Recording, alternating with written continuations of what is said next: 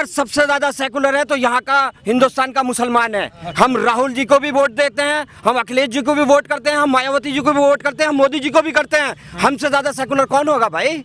एक आदमी बताया भाजपा का कि अगर कोई मुसलमान खड़ा होता हो तो वो उसको वोट देते हो। हमसे ज्यादा सेकुलर कौन है भाई? सच्चर कमेटी की वजह से पार्टी छोड़ते, कुल्लू कमेटी की वजह से पार्टी छोड़ते, मुसलमानों का दर्द होता तो पार्टी छोड़ते, कौम का दर्द होता तो पार्टी छोड़ते, देश का दर्द होता तो पार्टी छोड़ते, संबल का दर्द होता तो पार्टी छोड़ते। आज आप हमसे अगर हम MIM पार्टी उठाती है तो हिंदू हो, मुसलमान हो, दलित हो, दबा हो, कुचला हो, अगड़ा हो, पिछड़ा हो, सबके लिए आवाज उठाती है। आज अगर वो जो है ये खुद नहीं चाहते कि बने। और हमारे टाइम में तो हमारे रेलवे स्टेशन की काया बार उसको संसद में उठाया है। माननीय बर्ग साहब ने कई बार उसको उठाया है। वक्त होता है। यही बाबा जी संसद में खड़े होकर के रोए थे। आज जो बाबा जी सीना चौड़ा कर आ रहे हैं, यही संसद में 2011 में रोए थे। तो ये भाई वक्त होता है, हो सकता है कि हम हमारे श्राप लग गया इन्हें, नहीं संतों के अपमान का श्राप लग गया।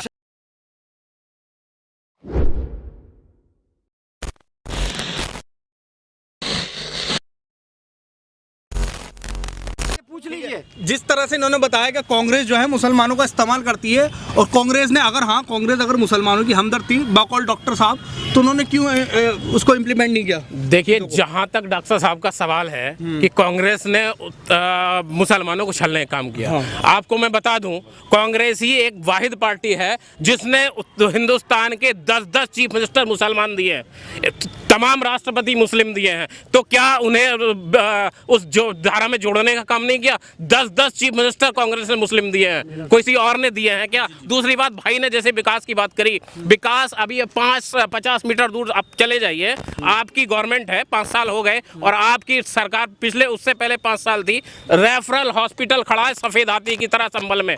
आपने अगर यहाँ पे एक छोटी सी चोट लगा के पेशेंट चला जाए ना, तो उसे तत्काल रेफर कर देते हैं। आपको यहाँ मेडिसिन की, डॉक्टर की, किसी मशीनरी की व्यवस्था यहाँ पे नहीं है। किस विकास की आप बात कर रहे हैं? किस विकास की आप बात कर रहे हैं? आपके यहाँ पे बता दें, आपकी सरकार और आपकी सरकार में कितने कॉलेज यहाँ दिए, कितनी यूनिवर्सिटी दी, कितने, मैं बता रहा हूँ अरे मैं बता रहा हूँ ना, सुनिए, उत्तर प्रदेश की शिक्षा नीति को अगर किसी ने नया आयाम देने का काम किया तो उस शख्सियत का नाम है स्वर्गीय डॉक्टर नेपाल सिंह।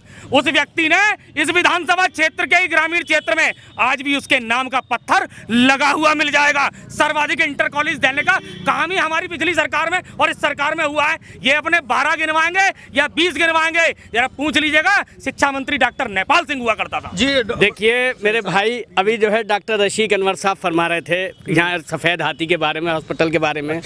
आप ये देखें, अगर छोटी सी बीमारी का भी कोई इलाज कराने यहाँ मरीज जाता है तो उसे इलाज मुहैया नहीं है, डॉक्टर उस वक्त से लेकर आज तक नहीं है। अच्छा। हमने जो है यहाँ मुख्यमंत्री जो मुलायम सिंह यादव थे, उन्हें यहाँ संभल ने जिता के भेजा था।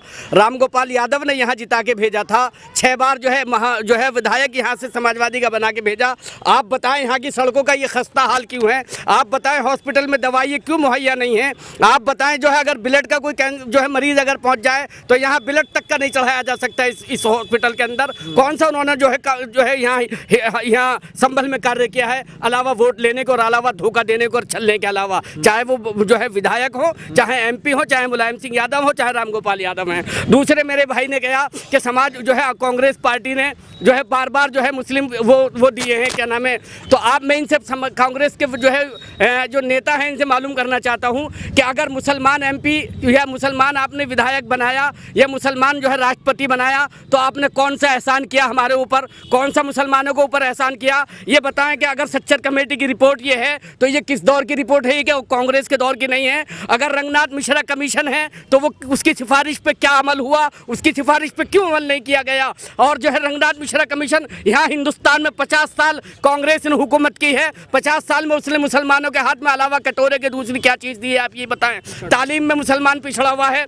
आप ये जो है समाजवादी हो या बहुजन समाज हो, मेरे भाई अगर जो है BJP की ये बात करते हैं, 5 साल हो चुके हैं, आपने बताया कौन सा जो है रोजगार का काम किया है? आप कह रहे हैं कि तालीम से हमने जोड़ा ही इस देश को। आप मुझे इसका जब ये आप सारे अपने जो है वो रिजल्ट देने के लिए तैयार हैं तो हमें सबूत दीजिए इस बात का कि कौन से कॉलेज में जो हमारा यहाँ पे जितने संभल के अंदर कॉलेज हैं या जो है स्कूल हैं उसमें कितने टीचर मौजूद हैं, स्कूल यूनिवर्सिटी के अंदर कितने प्रोफेसर मौजूद हैं। यूनिवर्सिटी है कब संभल? संभल के नहीं, जहाँ उत्तर प्रदेश में यूनिवर्सिटी है वहाँ पे प्रोफेसर मौजूद नहीं है, शिक्षा तालीम देने वाले जो है लोग मौजूद नहीं हैं। संभल में जो है जितने कॉलेज हैं उसमें तमाम जो है कितनी आसामियाँ खाली पड़ी हुई हैं। ये कौन जो है इसका जिम्मेदार है? जी बताइए।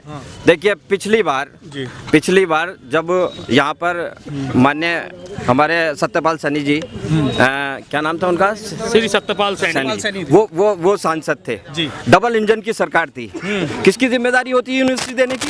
ये रेलवे लाइन निकलनी थी, केंद्र सरकार और स्टेट दोनों एक साथ थे, डबल इंजन की सरकार थी। लेकिन आज डबल इंजन पता है कैसे काम कर रहा है? एक इंजन उधर खींच रहा है, एक इंजन उधर खींच रहा है, अपोजिट डायरेक्शन में दोनों इंजन, एक इंजन अपोजिट डायरेक्शन में दोनों चल रहा है। उस डबल इंजन की सरकार में क्यों यूनिवर्सिटी नहीं दी गई? उस डबल इंजन की सरकार में क्यों नहीं रेलवे लाइन को दिल्ली से जोड़ा गया? मेरी इनसे ये सवाल है। देखिए पिछले 60 सालों से हमने और इस शहर की जनता ने इनको ढोया है। इनका ही सांसद, इनका विधायक एक बार सदन के पटल पे इनका मांग पत्र दिखा दीजिए। ये खुद नहीं चाहते, ये खुद नहीं चाहते कि बने। और हमारे टाइम में तो उस रेलवे स्टेशन की काया बार उसको संसद में उठाया है। माननीय बर्ग साहब ने कई बार उसको उठाया है, संसद में उठाया है। जब मुस्लिम लीग के एक साहब थे, कौन, मैं उनका नाम बोल रहा हूँ, वो मरहूम क्या नाम था असलम भाई उनका?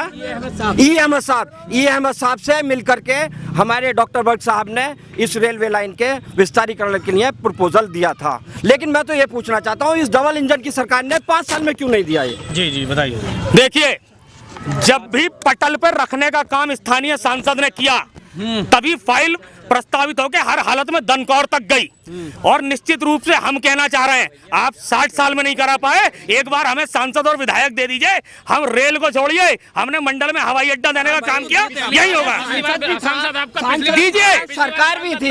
हम ये कहते हैं अगर सापा का प्रधानमंत्री बना, सापा के कोलैबोरेशन से केंद्र में सरकार बनी, सपने देखो, सपने विधायक भी सपने देखने का भी हमारा अधिकार है, सपने देखने का सबको अधिकार है। देखिए वक्त होता है। यही बाबा जी संसद में खड़े होकर के रोए थे। आज जो बाबा जी सीना चौड़ा कर करके आ रहे हैं, यही संसद में 2011 में रोए थे।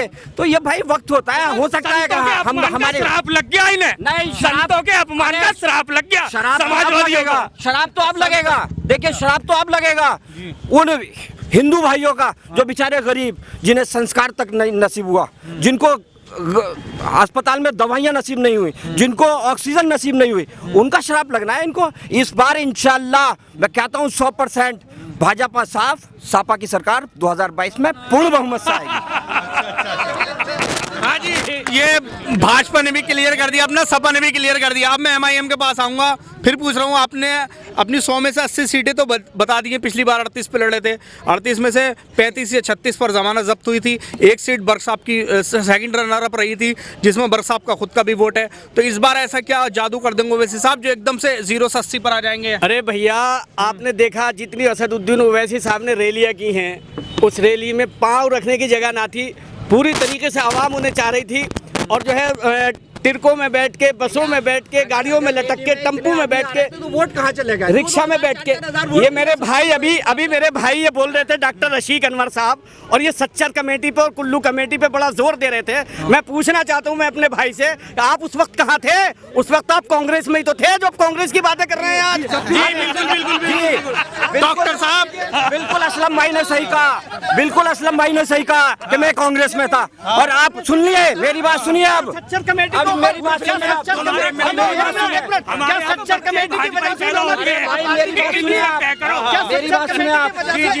माननीय दिग्विजय सिंह जी से मैंने ये चीज उठाई थी। अरे उठाई ये पार्टी सुनिए। क्यों ना छोड़ी? पार्टी तो तुमने अब छोड़ी है। पार्टी छोड़, सच्चर कमेटी की वजह से पार्टी छोड़ते, कुल्लू कमेटी की वजह से पार्टी छोड़ते, मुसलमानों का दर्द होता तो पार्टी छोड़ते, कौम का दर्द होता तो पार्टी छोड़ते, देश का दर्द होता तो पार्टी छोड़ते, संबल का दर्द होता तो पार्टी छोड़ते। आज आप हमसे अगर मुझे कांग्रेस कोई ऐसा पद देती तो मैं बिल्कुल छोड़ता, समझे। सच्चर कमेटी की और रघुनाथ मिश्र कुंडू कमेटी की आवाज मैंने दिग्विजय सिंह जी के सामने उठाई थी। मैं इतना बड़ा कार्यकर्ता नहीं था। मान्य असलम भाई जो है ना हमारे, ये मैं तो एक छोटा सा कार्यकर्ता था। छोटे से कार्यकर्ता ने इतनी आवाज बुलंद की, ये बहुत बड़ी बात है। मैं सांसद होता ना तो कांग्रेस में भी होता तो मैं यह मुसलमानों के लिए ये आवाज उठाता।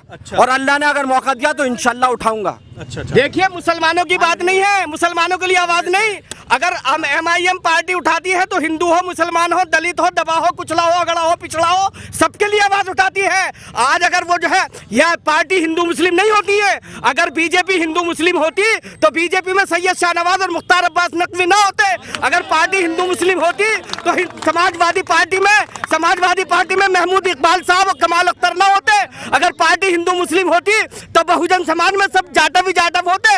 अगर हमारी पार्टी हिंदू मुस्लिम होती तो हमारी पार्टी में बहुत सारे हिंदू भाई, दलित भी, अगले भी, पिछले भी सारे मौजूद हैं। हाँ, डॉक्टर पवन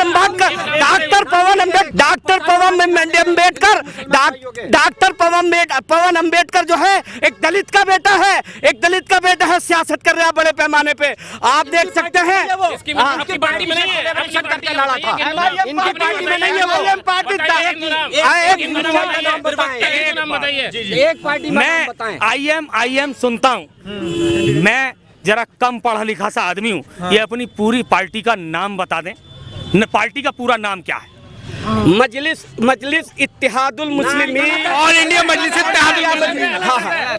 ऑल इंडिया मजलिस इत्तेहादुल मुस्लिमीन मेरी पार्टी का नाम है। डॉक्टर पवन अम्बेडकर जो है वो पार्टी का बड़ा नेता है। और माइनॉरिटी पे ही रख लिया होता तो मैं फक्र करता आप लोगों के ऊपर और कहता अपने सिख भाइयों से कि तुम्हारा भी कोई रहनुमा खड़ा हो गया। कहता मैं जैन, यहूदी, बौद्ध, पारसियों से। आपने तो नाम रखने का काम भी एक ही मजहब के आधार पे कर दिया। इस देश को बांटने का काम मत करो। पंडित जी, अब तक जितने भी जो पार्टी बीजेपी ने अपने कैंडिडेट को चुना है उसमें एक भी मुसलमान नाम नहीं है। सैयद शाहनवाज साहब हमारी पार्टी से हैं। माननीय मैं उसकी बात कर रहा हूँ। नहीं, टिकट की बात कर रहा हूँ। देखिए, हेलो, मेरी पार्टी में, मेरी कुल हिंद मजलिस इत्तेहादुल मुस्लिमीन में डॉक्टर पवन अम्बेडकर से लेके और जो है विकास शुक्ला जी जो वहाँ उतरौला में है, वो मेरी पार्टी के बड़े नेता हुआ करते हैं। और मैं अपने भाई को बता दूं कि आप जो अगर बात करते हैं तो हम लोग संविधान को बनाने की बात कर रहे हैं, हम लोग संविधान के तहत बात करते हैं। आपको अगर कुल हिंद मजलिस इत्तेहादुल मुस्लिमीन पे कोई एतराज है तो मुझे बताइए। देश के कानून को भी एतराज है। आपके एतराज से कुछ नहीं होता। मेरे देश का कानून अगर एतराज करता है तो मुझे एतराज है। आपके एतराज से मुझे कोई फर्क नहीं पड़ता। मैं तो संविधान को नमन करने की बात करता हूं। सुनिए, सर्वाधिक विधान परिषद के सदस्य देने का काम मुस्लिम्स के रूप में भारतीय जनता पार्टी ने किया और हमारे सारे टिकट डिक्लेयर नहीं हुए, चंद हुए हैं। हो सकता है आगे हमारी पार्टी डिक्लेयर कर दे। 2012 में एक भी मुसलमान नहीं था। इस बार भी एक भी मुसलमान को ये टिकट नहीं देंगे। अरे हम जीते तो, हमें तो मुसलमानों ने वोट दिया। देखिए हम अपनी रणनीति से जीते तो, सबसे ज्यादा वोट दिया, सबसे ज्यादा जीत के हम आए। देखिए, अगर सबसे ज्यादा सेकुलर है तो यहाँ का हिंदुस्तान का मुसलमान है। हम राहुल जी को भी वोट देते हैं, हम अखिलेश जी को भी वोट करते हैं, हम मायावती जी को भी वोट करते हैं, हम मोदी जी को भी करते हैं। हमसे ज्यादा सेकुलर कौन होगा भाई? एक आदमी बताए भाजपा का कि अगर कोई मुसलमान खड़ा होता हो तो वो उसको वोट देते हो। हमसे ज्यादा सेकुलर कौन है भाई?